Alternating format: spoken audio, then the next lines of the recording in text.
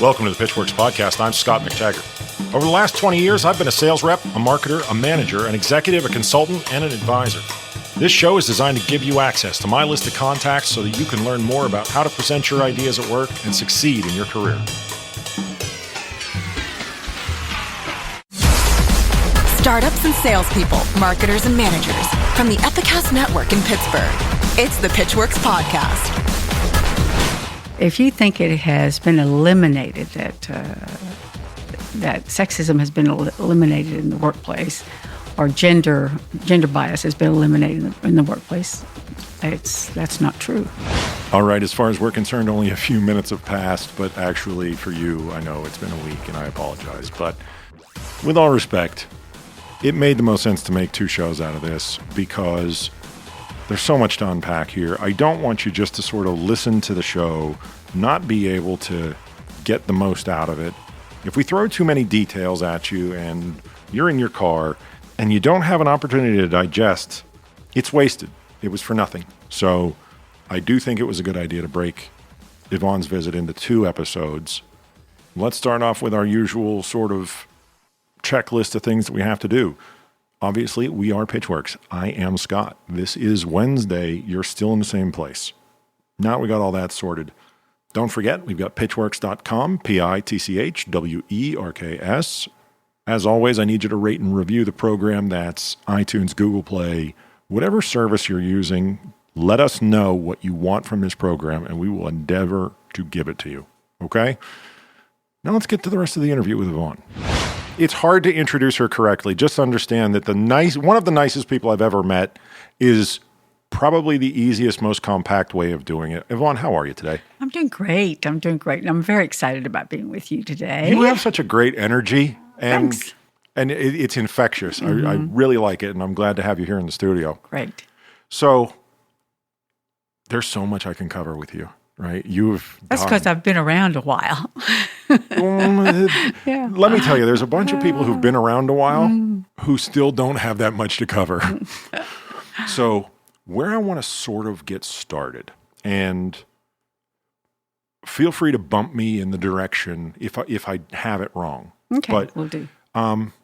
You are one of the most successful female executives to have ever come out of Western Pennsylvania, and that's not an exaggeration. Your firm, Campos Market Research, my one friend who knows you says that you invented market research. If only that were true. It'd be great. It would be great, exactly. You could get royalties from everyone as opposed to just your own contracts. Yeah. But that's a long-standing firm with a sterling reputation. How did that come to be? Okay. Well, Campos Market Research has been around for 30 years. And we started that. Basically, I started that company. Let me go back.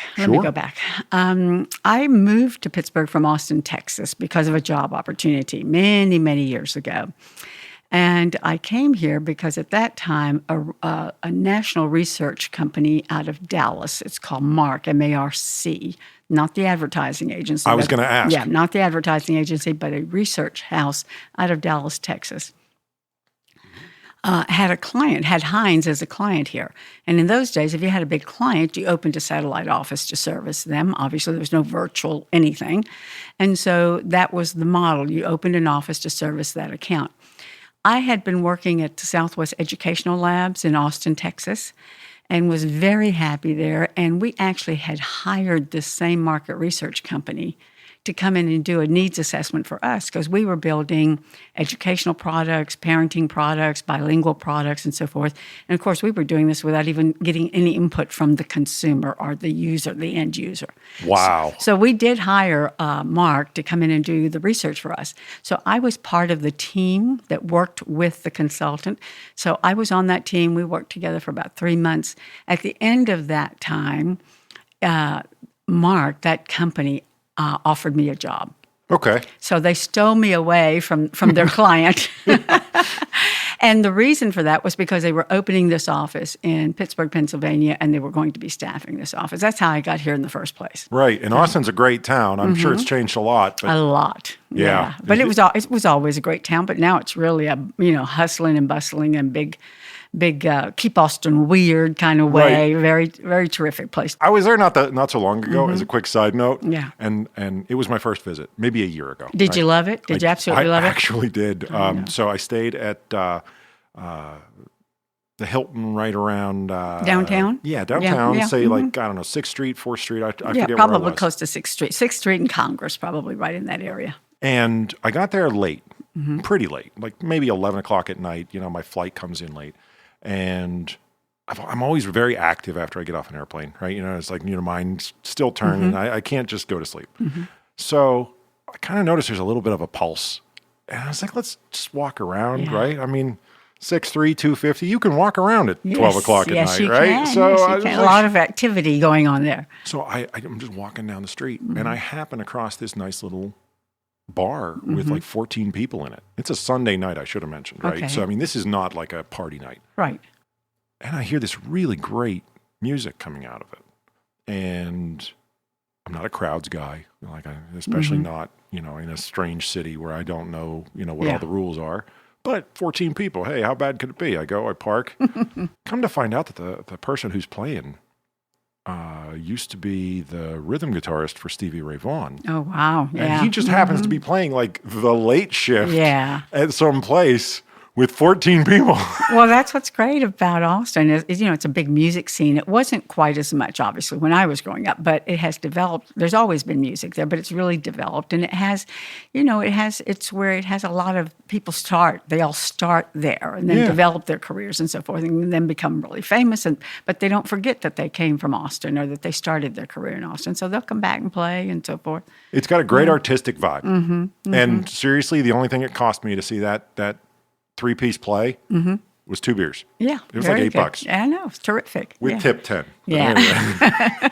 Good for you. Well, 25% I can pay. Gets me up to the double digits in terms of my tab. Yeah, exactly. So you get here. Are people even using the term market research, or are they just considering it to be some sort of niche thing that people don't really do? Market research was very well established, but it was really the large companies, like the big packaged good companies like Kimberly-Clark, Heinz, big consumer packaged good companies were the ones that really created market research and started using. Well, they didn't create it. They started using it and using it as a tool to be able to be more successful with the products and services that they were putting in the marketplace. So really, that was all established, and but over the years, it has expanded from being just the packaged good companies who do lots of consumer products to really any kind of company now is using market research or should be using market research. I would say, yeah. And the data, so obviously the data to use to make decisions about how to market their product, how to service their clients, how to expand in the marketplace and so forth.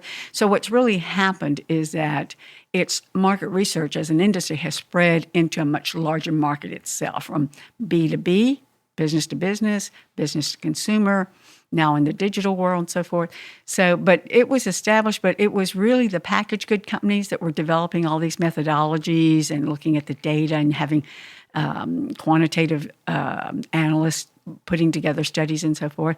So really, that was a time that I was learning all of that. So that's what happened. So what differentiators were they looking for at that point? Were they looking for something that jumps off of the shelf as you are browsing, say, a market aisle, or is it more about the intrinsic features of the product? I think, if I recall correctly, it was really more that we talked a lot about features and benefits for a long time versus the brand or the positioning. Right. And I think that has changed dramatically. The features and benefits are also important and continue to be important, but it really is about the brand and what they stand for, what their positioning is and their brand promise. And how do I reach you and how do I connect with you for you to be able to then connect with me as a product or service? Right, because I think a lot of people, when they think about how they make a decision, they don't take brand positioning, brand promise, brand, the meaning of the brand, right?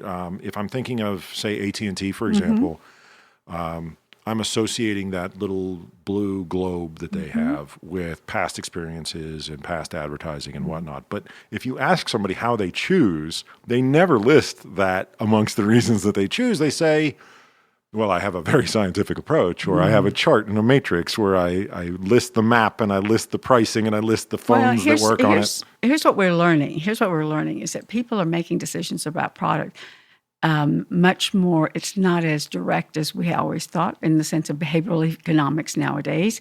We can see that really sort of your subconscious or non-conscious side, not your upfront brain, are making those decisions. So there's really a lot more to say about how you connect with the brand and what it stands for and the message that it gives you versus then being very practical about picking a product. Right. It's very, very different now than it was at one time. That's why there's so much time being spent in behavioral economics and trying to understand decision-making and purchases and so forth and what influences those decisions. Let's assume that everybody has access to all the information that you have, right? Mm-hmm. Something that you did kept your company not just alive, right, but thriving through that 30-year period, right? It still continues on today. Yes. What was it that made it successful? Well, I think, I'm an entrepreneur. I started a company and had to reinvent that company probably every 5 years. And as an entrepreneur, I will tell you that persistence and resilience are the two things that you need. Yeah. If you are completely committed to what you are doing, you know that you're doing the right thing, that you have done the work required, either on the product or service that you're creating. But it really is about constantly thinking of where you're taking that business. Mm-hmm. So, if I had decided to sort of have an attitude that I had a market research company and we did it this way and we always did it this way and we didn't change as we went along, I would no longer be in business. But my staff people have often said to me that one of the things that they admired or at least appreciated about me is that I was always thinking about the future and what was next and how we were what role we were going to play the next time, in that future. So I think as an entrepreneur, you have to constantly be looking forward to see where your future is going to be with that business. And things change. The marketplace changes. The environment changes. Your product becomes commoditized. There's new competitive environments that are created. You have to be thinking about all of that to figure out what your place is going to be in that new scenario in order to move forward. So is it fair to say that you go in now with the assumption that you're going to have to reinvent and basically throw away the game plan and come up with a new one? Maybe 5 years isn't right for every industry, but Right. You have to know that eventually a day is coming when you're going to have to throw away the recipe. Well, I think what you're going to have to do is only keep the pieces that are working. Right. Right? You don't have to throw everything away, but you have to keep the pieces that are working and add the new ones that are needed for the new environment, obviously. I mean, 30 our years is a company- long time. It's very difficult to explain to somebody how hard it is to stay in business for 1 year if they haven't tried it. Yeah. 30, Well, most companies fail. Most entrepreneurs fail within the first 5 years of business. I think it's 70% of entrepreneurial companies fail in the first 5 years. So if you can keep going, fantastic, obviously, and it puts you in a wonderful situation. And here's the other statistic that I'll share with you, because I do chair and facilitate 2 chapters of the Women Presidents Organization. I have for many, many years. And these are all women-owned companies that have revenues over $1 million. So these are established companies in our marketplace. Only 6% of all companies, big, small, medium-sized, gigantic, whatever, only 6% ever break that $1 million mark. that's amazing. Isn't that shocking? That is very shocking. It's shocking. And 3% of those companies are women-owned and 3% are male-owned. It's right down the middle. Right down the middle. However, what happens later is men's companies tend to keep growing and keep getting bigger. Women, sometimes their companies do not keep up that pace. Is there research into why? Well, I think there's a number of research studies that have been out on there, and there's lots of reasons. One particular thing is access to capital. For women is much more difficult. Another is women will, from the very beginning, select businesses that are more lifestyle businesses versus growth businesses. Mm-hmm. Women probably, I think the research would bear me out, tend to not think about their exit strategies from the beginning. Men tend to do all these others. So it's just a different way of doing business, but there's a lot of reasons for why companies will grow or not. But and sometimes it's perfectly okay to have a lifestyle business and Well, keep and- it where you want to, and that's fine with me too if that's what you want. I wanted you to finish your list before I questioned you on that, right? Yeah. Because lifestyle business runs the risk, as a term, runs the risk of being a pejorative, right? Where you say, like, it's a lifestyle business. It can be used as a put down, where someone says, well, they're not serious. It's a lifestyle business. I've really never thought of it that way. I've just thought about it as I to didn't- whether they really want to grow or not to a Yeah. different level. But I can understand where you're coming from. And again, you're a very positive person. Yeah. I am not saying that that's your angle on it at all. Right. I have, however, been in the presence of investors and venture capital type folks who they use that term essentially to say that it is uninvestable. Well, it is because it's not really about growth. Right. And VCs and venture funds and so on and so forth, they're all about growth because they want an exit to get their payback. So a lifestyle company that is not growing and that is pretty satisfied with where it is and actually creates a very good living, very good lifestyle for the individuals involved, nothing wrong with that. They're just not going to be bought by a VC. That's just Right. the way it is. Yeah. And it gets sort of cut down to, instead of what you just said, which is a well thought out sort of, well, yeah, of course I'm not going to invest in something that doesn't want to grow. It just sort of seems to leapfrog that piece of the logic and becomes lifestyle equals bad. And I push back on that because I think we're living in the age of side hustles and entrepreneurial ventures that happen after 5 p.m. and those kinds of things. And they may start as a lifestyle venture to try and prove a concept. Yeah. So, Yeah. Well, I think everybody, a lot of companies start as lifestyle businesses, and some of them make the decision to then develop into more of a business and create a business and a growth business. Others decide to keep it right where it is because it meets their needs, and that's fine too. one more question on market research. Sure. And that is, so A/B testing and all of the things that the web millionaires and software developers and whatnot, A/B testing seems like the child of the market research that you were doing for Heinz, right? Yeah. Same church, different pew. Yeah. A/B testing, I think, often gets presented as anybody can do it. It's as easy as falling off a log, right? Just, show them two options and see which one they respond to, keep that one, and then Yeah, modify that right. further. I think a lot of market research, just like a lot of other industries, right? I mean, we could say the same thing about this interview and somebody coming in here and doing the interviewing. They would do better. Maybe they would, maybe they wouldn't. But my point is, when you make it look easy, everybody thinks it is easy, right? Okay. Because you make it look easy. And in research, just like in anything else, in many, many other industries, when we were doing the types of research that we were doing, whether it was A/B testing or qualitative work, focus groups, whatever it might be, there's more to it than appears, right? There's more to it than appears. And it certainly can impact the quality of the data. Right. So you have to be careful with that. However, there's reasons that we have sort of the parameters around research that are needed because they help us make a better decision about how we're going to use our resources in the most effective way. But we have had many, many times over my career and over the years, we've had people that want to do their own research, and that's, fine, do your own research, And what I'm driving at, you came right up against it, is that there are so many potential logical fallacies that people don't even necessarily know that they are subject to. Yeah. Am I right in thinking that more people are going to get it wrong than right and maybe bet their business on it? Well, I think that was more the case in the past because people didn't have as much access to information that they can use now. Okay. Okay. That's very encouraging. Because I really think that there are lots of tools now that people can use that are very helpful to look at data and to be able to look at the marketplace, and there's lots of information. What we're finding now is that people have lots of information and lots of data, but they don't really know what it's saying. Okay? So the expertise that we would bring from a market research perspective is to be able to put all of that information together, connect the dots, and put together the findings or the strategy or the branding position or what have you. Because sometimes people are just drowning in data. companies have tremendous amount of sales data. I mean, just all kinds of data that you have at your fingertips nowadays. The real question is, what are you doing with it and how are you using it?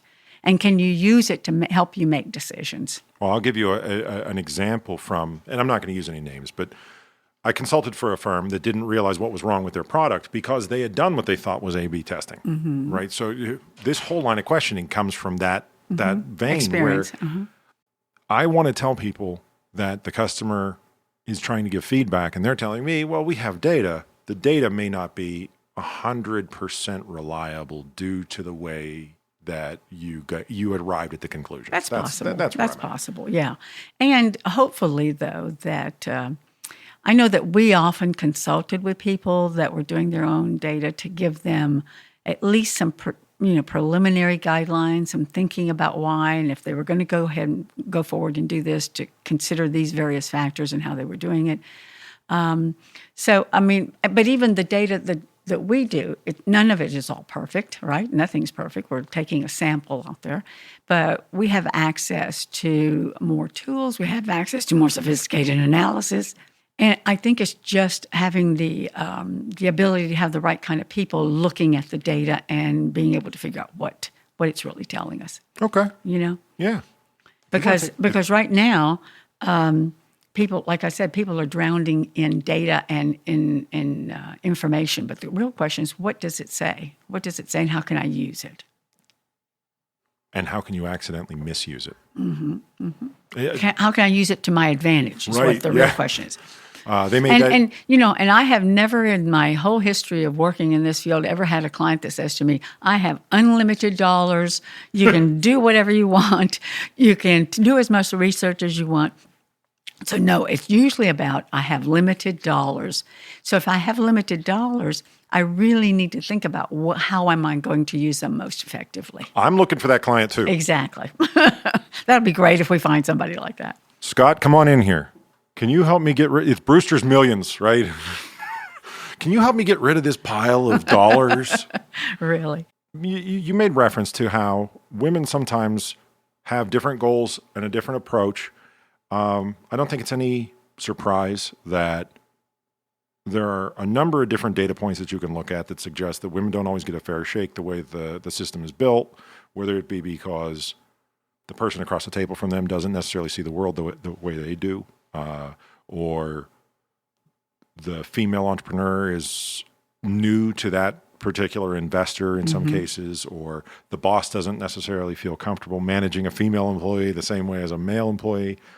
I'm sure you have piles of stories of this, but let's start with the basic. Have we come far in terms of equality at the workplace?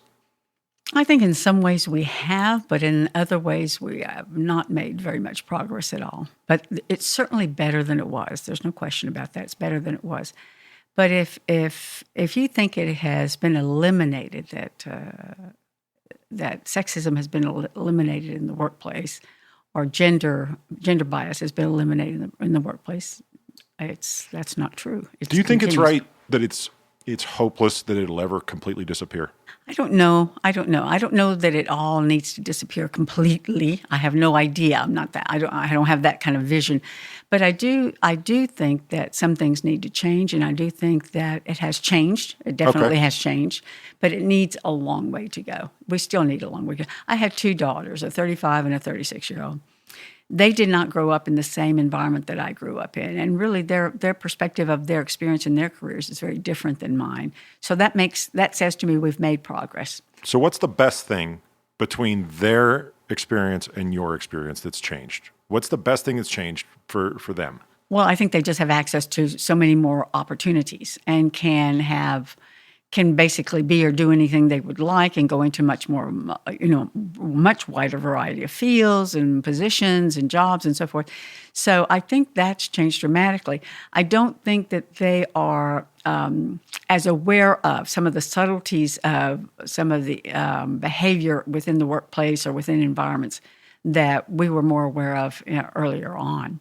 But I think it's changing. And I think we as women, and along with some good men, are changing those relationships in the way the workplace is. But I also think we have a ways to go.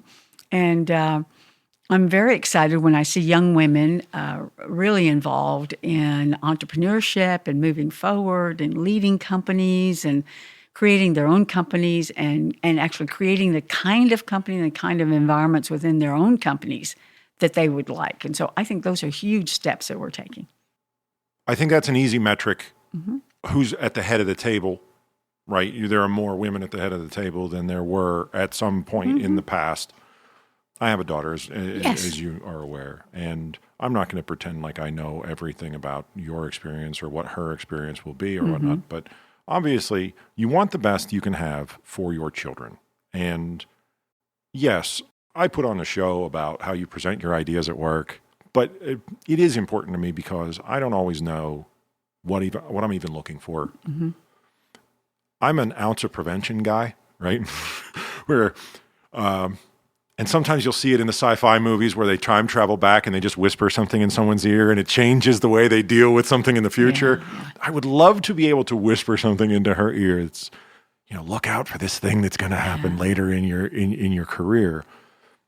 I don't mean to make it sound more pernicious, but subtlety actually does worry me here when you say your daughters maybe aren't as tuned into the subtleties. Am I misreading that? No, I just think they haven't had the same experiences. It hasn't been as blatant to, in the later years here. It's getting swept into the shadows. Well, I just think that then it's a little bit harder to detect sometimes, And so, but I do think that women are learning and doing amazing things to make sure that they are well prepared. And by being well prepared, not just intellectually, but well prepared in how they present themselves, how they negotiate, how they handle themselves in meetings, how they participate within a room, a boardroom or a planning meeting or what have you. I think young women are learning all of these things now much earlier, much more effectively than we did, because it wasn't even a topic of dialogue at one time. Now, there are lots of programs and lots of resources that really talk about those kinds of things. Am I thinking wrong when I say that what we should really be doing is telling them that whatever they already are is fine, as opposed to trying to get them to think about how they present and how they dress and how they behave, right? It's simpler, but I don't know if it's right. Yeah, I see what you're saying. I think in any circumstance, if you can learn information to make yourself better, to be more successful in an environment, right. I think that's a good thing. Now, whether you choose to use it or not and how you use it, that's up to you, right? But I do think that there are certain rules that apply. They just do, whether we like it or not. And I think we need to all know those rules or know that or how it works. Yes. So that we can then take advantage of that environment as much as we can. But I have to tell you that my personal experience has been a very strong and very positive experience to move forward. And I had the help of men. I had the help of women. I did not have that environment. You'll hear sometimes that women are not helpful to other women or they're not their biggest supporters. I have not lived that. Okay. I have not lived that. I have lived the opposite of that, which is really a fantastic thing because women have been instrumental in helping me learn and me grow and moving forward, both internally and within the company and externally with clients. I know that's not everyone's experience. And I think in a corporate world, it's a little bit tougher. And really, when you read these books and so on and so forth, a lot of those are from the corporate perspective. You said with the... and I'm failing the last word. It's Women Presidents Organization, is it? Yeah, WPO, Women Presidents Organization. I was afraid I was going to say association and it was going to be wrong. So you're in the leadership space. You know sort of what these conversations look like. Now, how do you mentor the person coming up through the ranks? Is it about time management? Is it about perseverance? I mean, obviously it's going to be more than one, but how do you end up in that big chair? You end up in that chair by a lot of work. Let me assure you. You just sweat. A lot of work. But I also think you have to have the vision. You have to have the vision that you want to be in that chair in the first place. And you also, you know what, it really helps if you see other people like yourself in those chairs. Interesting. It makes it possible when you see other people in those chairs that look like you. So, but I really think that one of the biggest things that the women in WPO have learned is that as soon as you can, you have to start working on the business and not in the business, right? This is a great saying. Absolutely, because what happens is if you keep working in the business, you will never have the opportunity to grow, and you're never going to build the staff or the management team that you need, and you're not going to delegate the way that you need to. And so you'll be stuck, basically. Well, the modern world is so fractured, though. A lot of times, the things that we used to say are intentionally sort of turned on their head. They say, well, I'll give you a perfect example. It used to be preferable to keep an inventory, right? Toyota comes along, says just in time is the way to do it. You ship it in for the day that you're going to use it. It's fresh. It's not taking up space, you're not spending money. But that was really dependent on, because we now have the technology to do that. Also true. It wasn't so much that we didn't want to do it that way in the past. We just didn't have a way to do that in the past. That is a totally legitimate criticism of this analogy. So really, that's what I'm saying. As a business owner, you're paying attention to all of that that's going on, because that actually changed your whole business model, right? For Toyota, for whoever. Right. And same type of example can happen in any industry, and you've got to be paying attention to what's happening in the future and what your industry's doing, what other industries are doing, where it's going, and how does that impact what you're doing today, and how are you going to change it in order to stay relevant? So I've got this little splinter in my brain from when Joel from Boxy was here months ago. But and one of the things he said was that, mentorship can be dangerous. Just like, doing A/B testing can be dangerous. Mentorship can be dangerous if you're not doing it correctly. Because if you're not taking that reevaluation of what works and what technology is doing for you now and those kinds of things. So, well, hopefully your mentor is someone that's helping you, encouraging you to think that way, right? Yes. But there's also different kinds of mentors and different kinds of people that can help you. I mean, there's a mentor I have a mentor that would have helped me. Let me think. I'm just trying to think. From a finance perspective, finance was not my strongest area. I had to learn how to do all that work with all our numbers and our financial balance sheet and so on and so forth. I had to get someone to actually work with me and mentor me and work with me and teach me how to do that. But I also had mentors that were more big picture thinkers, right? Help me think about where the future's going. How do I see myself? But then there's also advocates, and advocates are mentors, and advocates are people that can connect you with the right people or sponsor you within your organization. They're an advocate for you when an opportunity comes up. They say, well, I think Yvonne would be the right person for this, right? So when you think of mentorship, it's really multiple layers and multiple ways of being mentored. You can be mentored by men, by women, by people younger than you, and people older than you. So I think sometimes we put mentorship sort of in a little box and think it's just one kind of relationship.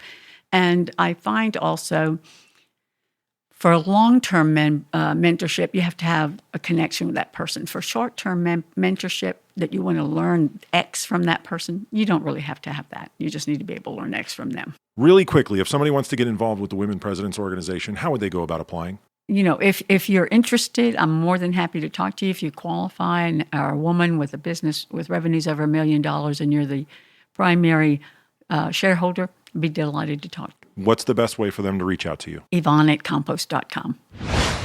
All right, that's it. I promise there's no part 3.